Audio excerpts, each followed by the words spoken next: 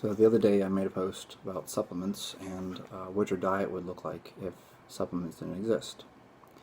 And some people took that to think that I'm anti-supplements, which I am not. So that's why I have this here. This is my favorite supplement. It's True Joint from True Nutrition. And if you've ever wondered whether or not your joint supplement works, come off of it for a week and see how you feel. If I stop taking this, I am in pain. When I take this, I'm not in pain. Clearly it works. When I made the comment about considering your diet and whether or not supplements existed, how would you eat and would you eat differently? What I'm really getting at is, are you eating an inferior diet and then just trying to fill in the gaps with using multivitamins and all kinds of things like that because you're not consuming the things that you know that you should be consuming in your diet, right? So you're sitting there going, oh, well, I gotta take this supplement because I don't eat this, and I gotta take this supplement because I don't eat this, and I gotta take this because I don't eat that. And it's like, or you could just try eating some food.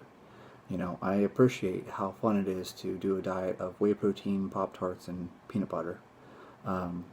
But at the same time, it's defeating the purpose of like, oh, I'm gonna clean up my diet to lose weight and get healthy. That's cool. And, you know, in the short term, of course, like losing weight, you know, you're going to see improvements in health markers. But the reality is here that if you stuck to that diet for a long period of time, once your weight is stable, you're going to eventually run into micronutrient deficiencies. Now, don't get me wrong. Like, look at something like vegan diets, right? So people go on a vegan diet, and it takes them about 2 years before they start to develop micronutrient deficiencies. So it's well documented. And the reality is it will take you some time before you start having symptoms from micronutrient deficiencies. I'm not going to sit here and be like, oh, well, if you don't get enough B12 for a week, you're going to have brain damage. No, it takes a long time for you to get to that point. But assuming that you're planning on making this a lifestyle and you're actually going to stick to this diet, whatever diet it is that you choose, for a long period of time, you know, eventually you're going to run into some trouble. You know, even if you did something like said, oh, I'm going to follow a carnivore diet, and you know, you ate nothing but steak. You know, eventually you're going to run into things like being low in magnesium. And that won't happen quickly. It's not like it's going to happen overnight. But, you know, eventually you're going to get to that point. So, in any case, my stance on supplements is that you should use supplements to enhance the diet that is already in place when you already have a good diet in place, right? So, you know, you have a good diet in place and you say, well, you know, I still have some joint pain. It's okay for you to add curcumin.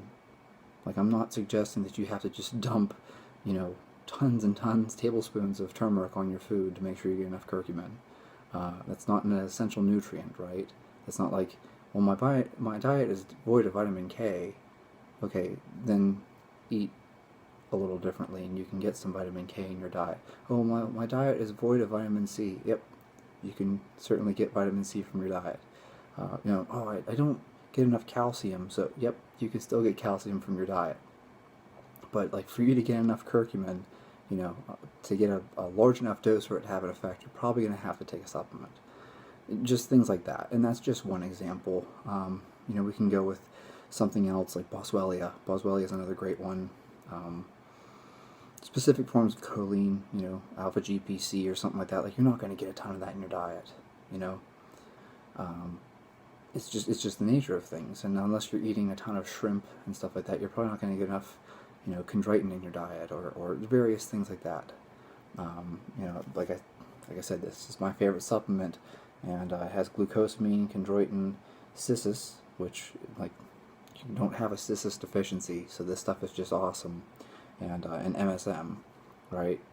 And I think cissus quadrangularis is one of the coolest things that has ever come out. I remember whenever USP Labs first came out with their Super Cissus product, that stuff was amazing, and everybody noticed that it made their joints feel better. But it's not like cissus is one of your, like, there's no RDA for the amount of cissus that you get in your diet. So my point to you then is, it's like, well, how about like, you're not getting enough protein? Why not eat some chicken? You know, like, oh no, I'm just going to have this powder over here and drink it. Well, that's fine too, if you're doing it for convenience. There's the point. You know, I'm all for protein shakes. Protein shakes are awesome. It's a really convenient way for you to cart around, 30 to 60 grams of protein with you. Like sometimes you don't have a microwave or a way to cook. It's okay. Throw a couple scoops in a shaker, take a bottle of water with you, and when it's time for you to eat, just add the water, shake it up, and you're good to go. And no one wants to walk around carrying, Tupperware containers full of hard-boiled eggs and chicken breast and things like that. So, like, I'm sure there's people that do it, but gosh, it's just so much more convenient to just throw some water into a shaker, shake it up, and drink it, than it is for you to cart, a cooler full of hard-boiled eggs to the gym. Okay, so I'm not anti-supplements. Use them when it's making things more convenient for you. But if you're getting all of your protein from, whey protein, and you're not eating any steak or eggs or, cheese, like, you need to do something about your diet. It's kind of like even with your carb sources. If all of your carbs are coming from waxy maize, like, you have a problem. Oh, well, I drink my Carbolin. Well, Carbolin's great. I'm not even opposed to Carbolin. Vitargo, right? But, like, maybe, like, have some rice. Like, that's a pretty simple thing to just throw some food in. Have some vegetables. Maybe have some fruit. It's pretty simple to put those things in there. You're going to get your carbs. So, in any case, I'm sure you guys get the idea here. The point that I was trying to illustrate to people is that if you're eating a bad diet, and yes, there is a such thing as a bad diet, it's a diet that's void of micronutrients. If you're eating a bad diet, and then you're just filling in all the gaps with taking multivitamins, I take Animal Pack, that's defeating the purpose. Like, you're not making yourself healthier by eating nothing but egg whites and peanut butter. That's not fixing the problems here. So you can't just supplement your way out of a bad diet. Put a good diet in place, and then use supplements appropriately to enhance the diet, right? So if you're not getting B12, and include a serving of liver per week, boom, there's your B12, like, you're set. You shouldn't be taking a B12 supplement whenever you can easily get it from food.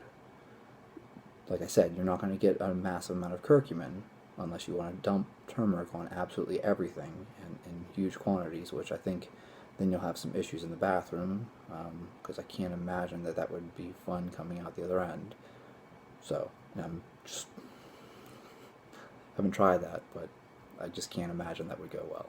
It's kind of like, Capsamax or something like that, I think, is now the supplement they have. I don't think it would be fun for you to dump that much hot sauce or chili powder on your food. That would, at some point, that's going to be unpleasant. So, but, other things, even creatine. Everyone always tells me, oh, you can't get enough creatine from food. You'd have to eat 3 pounds of meat. And it's like, yeah, what's your point? 3 pounds of meat is nothing.